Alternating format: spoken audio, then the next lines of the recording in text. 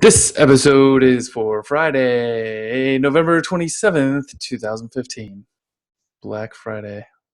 Welcome, Crater fans. I'm your host, Josh Owens. I'm your co-host, Ben Strahan. Hey, Ben. You trying to steal my thunder there? You said that's your Black Friday hairdo? Yeah, it's my Black Friday hairdo. That's what happens after you have to fight through the lines and couple people to get your $3 Blu-ray? This is when my wife comes home and shows me the receipts. Ah, nice. How much did you spend? What? How much did you save? What? Gosh. Yeah, that's what she terrible. This was terrible. But I felt, so we used to do it like every year up until about 4 years ago. I felt a little left out, so I decided to have a Black Friday sale on my training. Woo-hoo. 50% off. That's huge, man. That is, yeah. I wasn't gonna do it, and then this morning I just woke up and said, "Hey, what the heck? Why not?" Mm-hmm. Crazy. Do it. Yeah. I haven't been on Crater today. I've been shopping all day.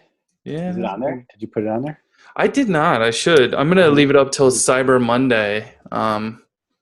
So we'll see. Maybe I should put it on Crater. I don't know. You should. So then tweet it, man. I'm gonna retweet it. I don't think it's newsworthy, but I will tell you what is newsworthy this week. Oops, let's switch. There we go. Gallery view. Now you can see us both in equal sizes. GraphQL is king. WordPress switched to Node and React. What? I also think that's a bit of a misnomer. Anyway, yes, React and tracker integration, Flow Router 4.0. Aaron Noda's calling for some help. Help wanted. Help. And does media need a data layer? Some of these things might fit together. I don't know. Let's see. Yeah. All right. So GraphQL is king. Yeah. Well, number one, I love the little animated GIF on there. I'm a big fan of memes and GIFs and blog posts, in case you haven't figured that out yet. But no, this is really good because I don't know. Like I haven't really paid that much attention to GraphQL. I've just kind of had my head down in the Meteor community, just working on apps and teaching people to do things with Meteor. And I haven't really played with React much, and I haven't played with GraphQL. And I honestly, the first time I looked at something for GraphQL, I was like, well, I don't get it. What's the big deal?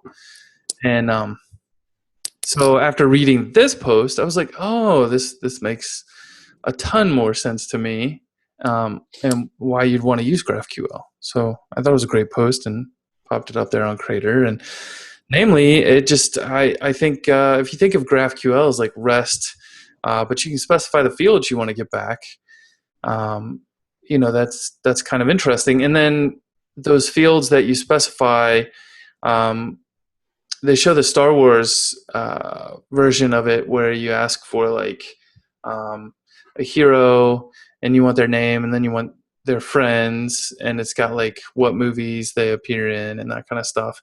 And then it ships the friends, since they're also heroes, they come with their name attached as well. And that's a good explanation of kind of how it works and how it even cascades down to when you're asking for other things that are similar, it'll format them similarly. I don't know. What did you think of this post? I read the first part of it, and then I retweeted it the day that it came out. Yeah. And then I was like, oh, I'm going to reread this on the weekend. Yeah. Since we're recording this on Friday, it's not the weekend, so I didn't finish it. So, I mean, do you feel like you had a good grasp on what GraphQL was? No, not at all. Okay. No. It's a replacement for D3, right? No. I'm kidding. No. I'm kidding. Wow. You're done. You're off the show. Yeah, it's graphs, man. Fancy graphs, right? That's exactly it, Ben. Here's the thing. You're going to say that, and a bunch of people might not pick up that you're joking. And yeah. I'm totally joking, guys. Yeah. Yeah, no, I mean, I think it's, it's interesting, right? It's like this idea of schema and strong typing and REST API requests kind of all rolled into one idea. I don't even think, do they even put out an implementation of it themselves? I don't know. I think maybe Relay does that. I don't know. Anyway, this is, like they put out these ideas of things Mm-hmm. from Facebook, and I think it's a little weird. But it looks interesting, and I, yeah, I don't know. I guess not a lot more to say till we get to the other story. I should have put them back to back, I guess. Yeah. No, I like it. Yeah. I'm thinking right now, going through it. I just like streamed through it right when you were going through your little spiel on it, and right away I saw the benefits on a project I'm working on right now. Yeah. Yeah. Yeah. I mean, So I can think back to my days of consuming REST APIs, and like it was so long ago, like just yesterday. I can Consuming think stuff, back.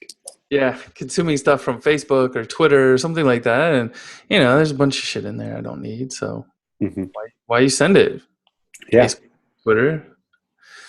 And it just slows us down. I mean, we have to iterate through that stuff possibly, and Yeah, just throw it away, and it's just right there. So yeah, yeah. If we can get back uh, exactly what we want, and like someone doesn't have to build out a really complicated REST API or a bunch of REST routes and all that stuff, and instead they can implement GraphQL, it's going yeah, to make everyone faster. It's going to make everyone faster. The server, the front end. Yep. That's awesome. yeah. I'm down for that. It's very cool. The conclusion's awesome. It says basically, GraphQL is the future of the internet. Period. He likes himself. I'll say Man, that. should The drop a poster, mic. the poster definitely likes his stuff. There were some comments on Crater where they were comparing like making 3 REST calls to like making different uh, GraphQL type calls and Hmm. faster. And I don't know, you're starting to get down to like the nitpicky, like measuring it is probably not faster. It's like we're talking milliseconds faster difference here. I mean, TCP overhead is really what you're talking about in that case. And I don't know, you may be splitting hairs. I don't know if you're Amazon, that maybe that comes down to like $1 million lost, but most of us Yeah. aren't. Well, I'll give you an example. So I was messing around with moving REST to DDP into a package. Hmm. So we have that rolling on our side right now, and we're Hmm. about to release it. But I was building some more examples out, and I wanted to get like wind data, real-time wind data from Yahoo Weather from different cities, and have Hmm. that show and ping that like every second, right? Yeah. Well, the only way to get the wind data was I needed to get the whole weather object for each city. And then when I was calling it every second, I was having performance issues already with Yahoo's API. Yeah. Yeah. Um, That stuff's not always the fastest. And yeah, it can be sometimes it's fast, sometimes it's slow too. Like I've had times where I use a Google local API and it's like boom, you get results, and other times you're like waiting, waiting, waiting. Oh, there it is. well, the thing was, like, if you're asking for just like the forecast, the 5-day forecast, that's really fast all the time. Boom, boom, boom. Yeah, it's probably cached, right? But just like their API or just how it's made, I have to ask for the whole object. And there's some calculation on their end, I'm sure. And that's what's slowing it down. Well, what's interesting is I guess I could still use a cache on the back end and still use something like GraphQL to only return the results you need. Um, yeah, that would still work. Yeah, I don't know. It's interesting stuff. It It's is worth interesting. like Yeah. if you're not sure what GraphQL is, like stop, press pause, go read this thing right now. Yeah. And also I like need to mention that it's on my short list to like master Hmm. the stuff to learn in Yeah, 2016. yeah. Yeah. All right. Just tell us about WordPress, Ben. Okay. So like they threw away Teach PHP, right? everything PHP gone. Yeah. Yeah. To know. No. That's what it seems like it is, though. The marketing seems like this is huge thing, It's but it's huge. not. It's like it's the WordPress admin. It's like Donald Trump hair huge. So it's like so the admin is like a theme of itself, right? And then you got your front end theme, and so like they replaced that all uh, with JavaScript. and they're using React, and they have Node serve that up, and then it interacts just with a REST API. So, Right. you So the still, PHP is still there, and yes, you're still using that through a REST API.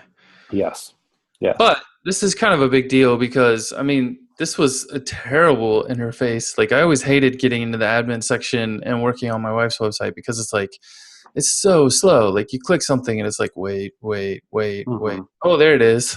Hmm. Well, Terrible. they've always been really innovative with like the user interface and the usability of that of the admin theme, and they've always showed it off and marketed really well whenever a new version came out. Right. And distraction free writing, I remember when that came out.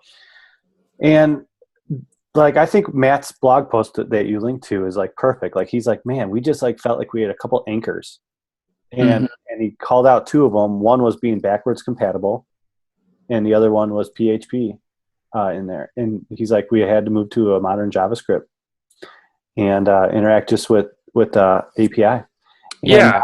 now it's like, he was right on, but it does send shockwaves through that community, kind of like A little how. bit, yeah. Because I mean, you have people that could build plugins and packages, and now they Mhm. have to kind of learn React and figure out some new stuff. It's probably not like terrible because the No. plugins and packages generally you would do something on the front end, and then you have like a configuration in the back end. And my guess is they've probably done an okay job at exposing some easy APIs for building your configuration pages and all that kind of stuff.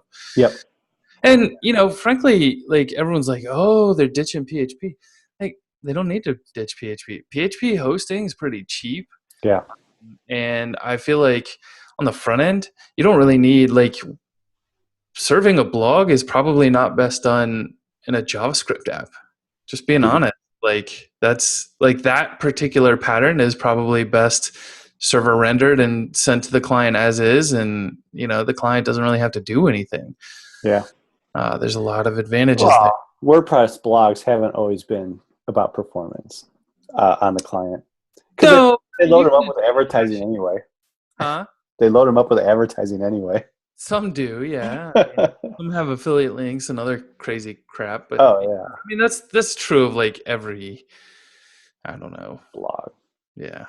Yeah, Everybody's but selling stuff on a blog. but this is a huge win for Mm. JavaScript taking over the world. And like Matt pinged a little bit, they're like, hey, we power 25% of the web now. They do. And so here's the thing, I think that's a disingenuous statement to make in this article, because I think people by proxy are thinking, oh, well, 25% of the internet's on React now. But that's not true.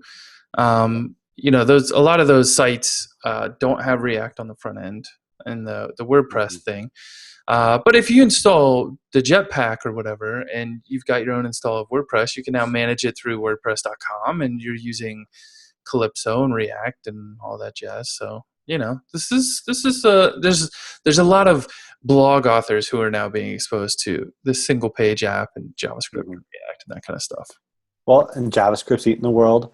I'm really surprised that React got this. I I'm not mean, huge win for React. I'm In, not in surprised the at all. fact in the fact that it's like kind of brand new. Like, he alluded to them starting working on it last January. Yeah, So it was like a year. And like it was right React about was the time of the React Conf. that was really raw. That was really new. I mean, yeah, I just like, I don't know, I tip my hat to the WordPress team that was working on it. I Frankly, you got to look at it and say, did they make the decision because React Native? Did that announcement come out in January and they thought, oh, what the hell? Like we'll build this React app, and in 2 months maybe we see iPhone and Android versions coming out because React Native's there and they're able to build it quickly. Maybe. Yeah. Maybe. I know that they've always had a problem with keeping the cross-platform mobile apps in sync with each other with features, because they had separate teams working on them. Hmm. So if they could try and get like one team working on it, I could definitely see a huge benefit for them. Yeah, I mean Yeah. that's not to be underestimated. I can tell you from experience, like being on, I ran the mobile team at, excuse me, a company that GoDaddy acquired called Outright, and it was painful because you had people consuming an API. No one wasn't. There was no API team. No one was keeping that stuff consistent. There was a team writing backbone apps that were like monkeying with the APIs, and then they had like a Titanium app, which was terrible. Mm-hmm. And frankly, we had to move to a native app, and we were rewriting the API, and it was a lot of pain because you had some people writing Ruby, some people writing iOS, some people writing JavaScript, and like you had to coordinate everything. Like it was a mess. Yeah. I have a feeling, and here's an interesting thing that I'm curious about. I haven't done any more research on, but like WordPress hosting is known to be like really cheap, and it's PHP. Also, Mm-hmm. are those hosts going to now start providing node hosting as well? I don't think they have to. So based on what I was reading, as long as you have Jetpack installed, you can just use WordPress.com to manage your blog. Even though your blog is self-hosted and installed somewhere else, like they get a hook in, and then they can start using that REST API on your machine. And I think they handle permissions that way. I think maybe I read it wrong, but I'm pretty sure that's how that works. Yeah. Well, when I was doing WordPress, I like never wanted to touch anything WordPress.com. Yeah. Just because of customization, and they locked a lot of things out for like little upsells. So I always did private hosting, especially for the admin side. So Yeah. I'm curious. Yeah. Anyway, huge I win may for have to dig into JavaScript. it. I'll know more later. Yeah, this is exciting. This is exciting Indeed. stuff. You know what else is exciting? React and Tracker integration. Tell me about that. What is that? I feel like we're snaky snake oil salesman or something. I don't know. We totally are. Yeah. All right. Gotta Yeah. get oiled up next time we record this. Huh? I'm just being gross. Gross. Yeah. I'm gonna have to listen to it. So, Facey Spacey James from the Sideburn project, which is now the Blaze React project, made another new project called Tracker React.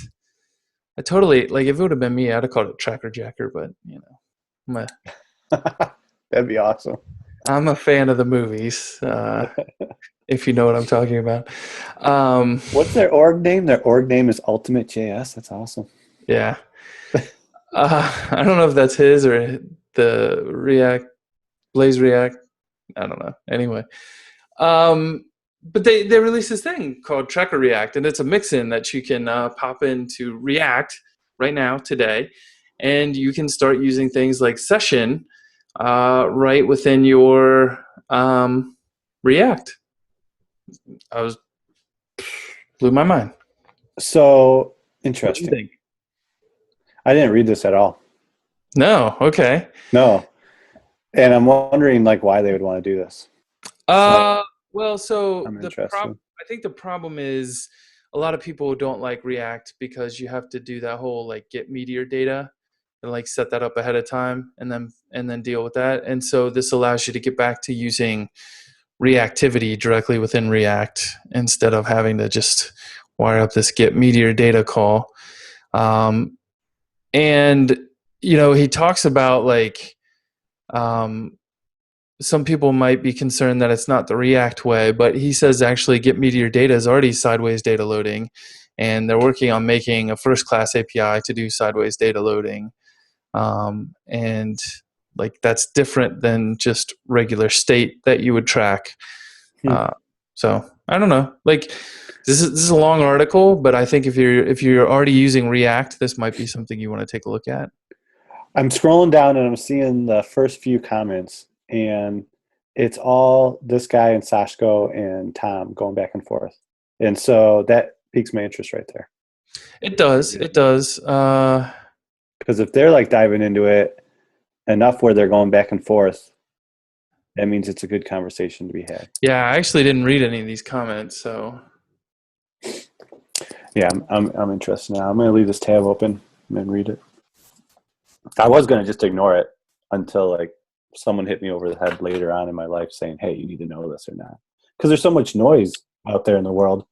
I'm starting to like just like shuffle stuff off to the side and just focus on the real important things. But now, yeah, I see. So like the initial response talks about using a reactive var And if you call like a get inside the render and then do a set outside of the render call, it won't actually cause the data to update. It won't cause a re-render. Right. Um, Yeah. yeah. Because the only thing that invalidates in React is this dot props and this dot not data. This dot Well, state. so This dot basically, state he, and I params. think I'm sorry. what it boils down to is you have to write a helper method. Like in his example, he shows a title method, a title helper method that returns session.get title. And that works fine, and that's reactive and will update and cause render to rerun. But that's not the case. If you do the session.get inside the render, then that won't be reactive. So Right. that's kind of interesting. Little caveat there. Hmm. Yeah, and this goes. Does this go hand in hand, kind of, with the conversation that we're having with RK Rockstar or something like that in our chat, Maybe. I don't where know. he didn't like how they handled the data, the meteor mixin? Remember, Data. like last weekend, we were talking about um, that article on why they decided to use this dot data to Mm-mm. bring the meteor data into it. Mm-mm. Okay. I didn't see that combo. Okay. There's too much, Ben. Too much. Oh my gosh, the chat room's insane. I Yeah. can't consume all of the Meteor Club chat room anymore. I'm just happy that like React conversations have taken over the Phoenix conversations. Yeah, Nothing is yeah. kind I of mean, here's the thing. Like, I don't think the Phoenix stuff's gonna disappear. oh, come on. I think it will now with the WordPress news coming out. No, no. But I did enjoy the why I won't use Meteor or Rails for my next startup. oh yeah, did you? I like that article too. You saw that? Yeah, you tweeted Yeah. that, so I Yes. ended up putting it on. Did I? No, I tweeted it out myself too because I enjoyed that. Yeah, that was a fun article. Yeah. Yeah. So Flow Router 4.0, a help wanted call. Help wanted. If Help Aeronauta called help you up and said, welcome. I don't know if it was like a help wanted as much as a help and discussion welcome type of call. yeah. Yeah. So congratulations to Aeronauta for doing this. I think he handled this right. Like I I agree. this is the type of communication that we want to see from MDG, right? Just like this open conversation, and he was very inviting to ask people their opinions, move things around, start having a conversation with us about this. And Absolutely. Aeronauta is like amazingly busy. Like it's not like this guy's twiddling his thumbs. So for him to like come out and be like, "Yo, like let's work together and make this great," and he'll be involved in that. I think he realizes, there's only so far he can take things, and if Mm-hmm. he wants things to be good and ongoing, and I think if you look at Mup, it's mostly him, and I think in order to build something bigger and more sustainable than yourself, I think you really have to do something like this in an open source project. You have to say, please come contribute ideas, come help write code. I mean, basically, you have to build a team of core contributors, just like, I mean, you look at Rails or any other projects out there that are open source, they have teams of people that have permission to alter code without oversight or overview. And Mm-hmm. start to build that kind of process. It sounds like a lot of overhead, but at the same time, like you got to think about your bus factor. Like if Aeronauta were hit by a bus, what's the likelihood this project would go on? Yeah, and that's the other thing is Aeronauta, like, dude, he's like out there doing startups. Like he has Kadera, he has Mm-hmm. his own training that Mm-hmm. he has startups going. So he's rocking the world, man. He is rocking it. And so this could easily, the first thing I thought of when I saw this was, oh, great, this is not going to go the way Iron Router went. Right. This is the right thinking to like have this It project be. was hard for Chris to build. Like Iron Router was very, very complicated and very, Mhm. very.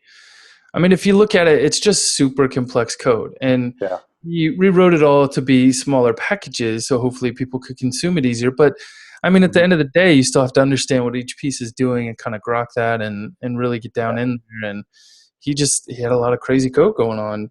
Yeah. Well, and he definitely made the effort. So like I'm not knocking Chris on Yeah. that, but I see Aranota like making it as in like a conversation piece. Hmm. Hmm. He's like he's driving the conversation. Not only is he driving the code, but he's also driving a conversation about it. Yeah. So Yeah, and I think it's easier to have that conversation too because I mean, you look and Meteor essentially made the same announcement, and it was much more controversial because they have a lot of apps and people are worried about what's going to happen. Whereas I think with Flow Router, like it's still catching on, and it's not going to be super painful. And if you want to see something, a router needs to do something, then you should jump in here and contribute for sure. mhm. Yeah, yeah.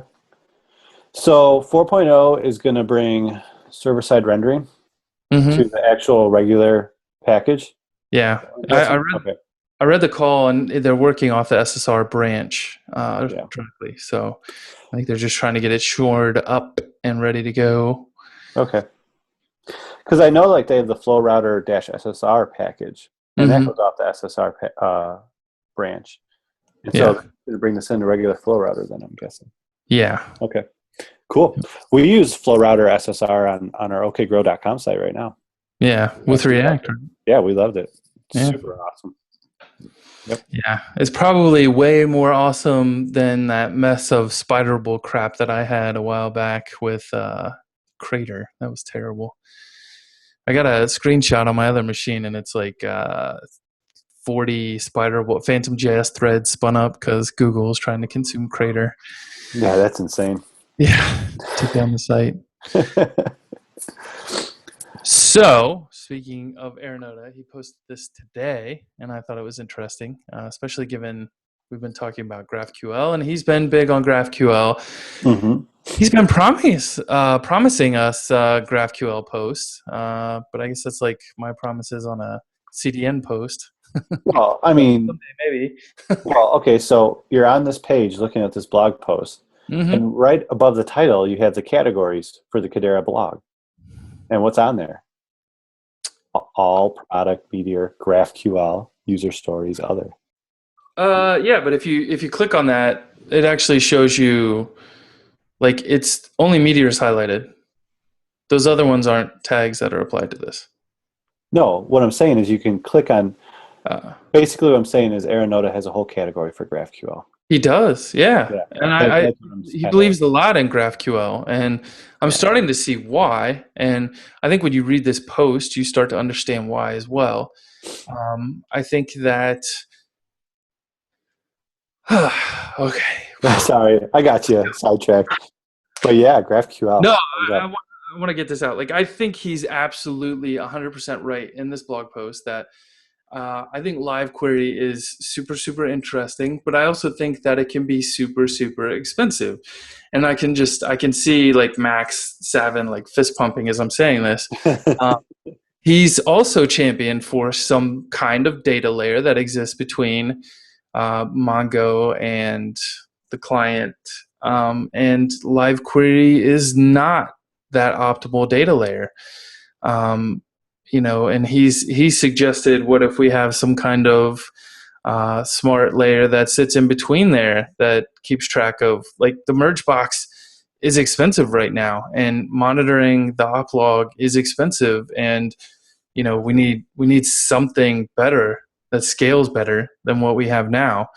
And maybe GraphQL integration starts to get us there, and then we need something to kind of work with that. And I I don't know how else to say this, but we don't see SQL support right now because it's really expensive to go out and write something else. Like, it works really, really well with Mongo and is tightly integrated, and that's, in the long run, that's a bad thing. It makes it hard for us to consume other APIs in similar fashions, whether that be like a SQL database or a REST API or whatever.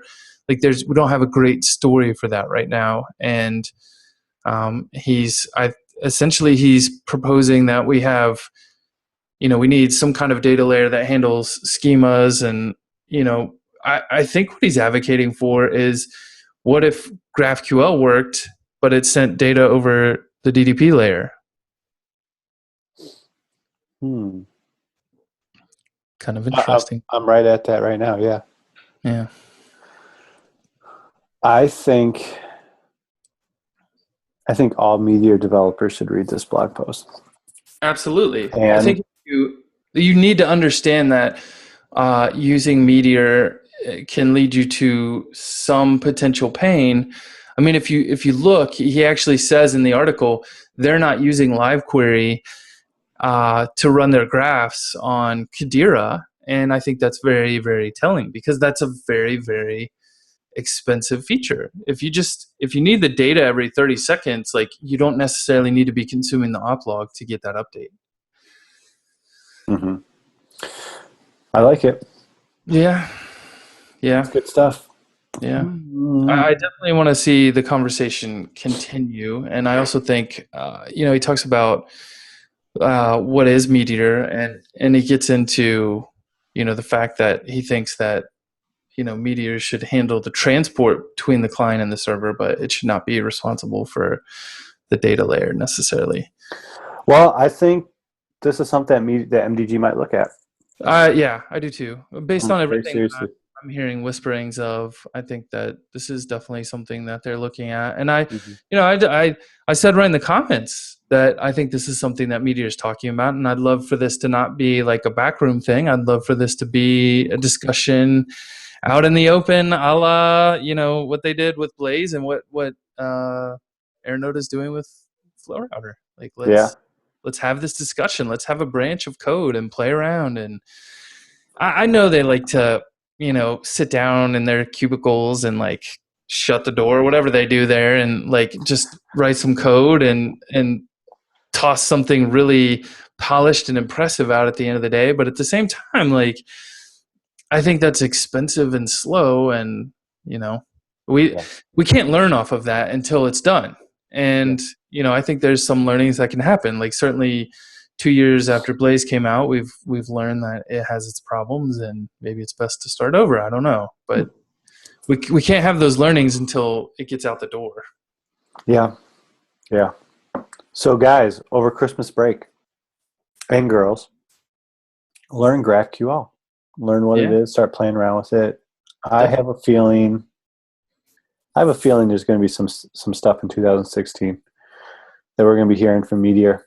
I mean, they are looking to shed some weight, become lean, mean, fighting machine, make the best developer experience possible, and they need the best open source projects to do that. Yeah, And here you have Aaron Oda, a super smart guy, super like a leader in his own right and everything that he does. And he's advocating for GraphQL right now, and he's making a really good point for it. We want to have more database support. That's a huge thing that we've been crying for. mm-hmm. So it yeah, I have some feelings. I have some tingles, Josh. Tingles. Tingles. Keep your tingles to yourself, pal. I think for me, the biggest thing is, like, I like MDG. They put out some really smart stuff, but these guys, they don't build apps. Frankly, they just don't. They don't build apps. You know who builds apps? Facebook. They build really big apps, not tiny apps. So I feel like, I don't. They're doing some interesting stuff, and pushing the envelope forward on web development. And I think Meteor has as well. Don't get me wrong. I just Mhm. think, at the end of the day, some of the stuff that's coming out of Facebook is going to be more relevant or interesting in the long run, because um, I don't know, like, Well, and MDG has mad respect for the guys at Facebook and oh what they yeah, do. absolutely. I mean, you look at Ben Newman came over from Facebook, and I don't Mm-hmm. know what he was working on. I think he was doing ES6 stuff there too, but I uh, even remember when like React like first came out, we're talking about it in GraphQL, and we're like blah, blah, blah, blah, blah. And like Sashko was an advocate from day one. He was like, "This is really interesting stuff, guys." yeah. And so yeah, and that just furthers why I think I guess it's what important to I'm be trying to developing. say is, when it comes to like trusting people, like, I'm starting to pay more attention to Facebook and what they're doing, and I'm also, I just pay attention to Aaron Oda too, because he's out there and he's building stuff that's bigger than what anyone else is building right now. Yeah. With Meteor, React, or any of that kind of stuff. Well, maybe not React, but I mean, obviously you have Netflix and some other bigger players. But he's consuming a massive amount of data. he is, and he's hit these walls long before us. And so for him to mention that this is a problem or something we should think about or fix, like, I pay attention. Mm-hmm. Yeah, good stuff. Did we wrap this up? We did. We did great on time. 40. What are we? 40 minutes? A little less? I don't know. What time? We started a little bit later. Yeah. I think we're at 30 minutes. Let's just say 30 minutes. All right. We'll call it 30. That's awesome. Yes. As always, sponsors, just one sponsor. Those guys, the hosting. What are they? Oh, Modulus. That's it. Modulus.io. They're awesome for hosting your apps. They do a good job. I wouldn't host my database there. I don't host my database there, but they do everything else great. And I think they know, and they're trying to improve their database stuff. But they definitely do a good job with the app hosting if you want to get your app up to date. I don't know. I mean, I use Modulus for moneybot.io, and we have massive amount of market data. Currency. Nice. Yes. Yeah, and we use their database. So. Did you see that tweet? Yes, I responded to him. I hooked him up. Good. Yeah. So moneybot.io. If you heard us say that, but you don't know what it is, and you want to know, go there. I should probably have a link to like the Moneybot repo. Yeah. Anyway, yeah. Find my repo on GitHub. Put it in the show notes right there, and Charlotte will get it in there when she posts it up. And as always, if you want to chat with us or any of the other people in Meteor Club, you can go to Patreon, patreon.com/Meteor Club, and you can donate $10 a month. That goes to support creating the podcast and running Creator and all that kind of stuff. So, best $10 you'll ever spend. Yes, I'm telling you, the conversations that occur in there are awesome. Most of the connections. Yeah, for sure. Like I don't think my life would be where it is today without all those people in there. So I don't think so either. Yeah. Yesterday was Thanksgiving. Josh, I'm thankful for you, man. Yeah, I'm thankful for you too, Ben. Oh, and for all the listeners of the show, we appreciate you. We are thankful that you listen. And if you're thankful for the show, when this one comes out, give us a tweet. Yeah? What do you think? Yeah, do it. The Creator Podcast. Tweet about us, tweet the link to this episode or whatever. Like, I actually pay attention to that stuff. So I don't. All right. I'm over 500 followers. Fist bump. I'm actually a Twitter nerd. All right. Yeah. All right, team. Hey guys, tune in next week. This video has been a Meteor Club production. You can find out more information about Meteor Club and join the mailing list by clicking on the Meteor Club button below. If you enjoyed this video, you can also hit the subscribe button below and get more content like this. Thanks for watching.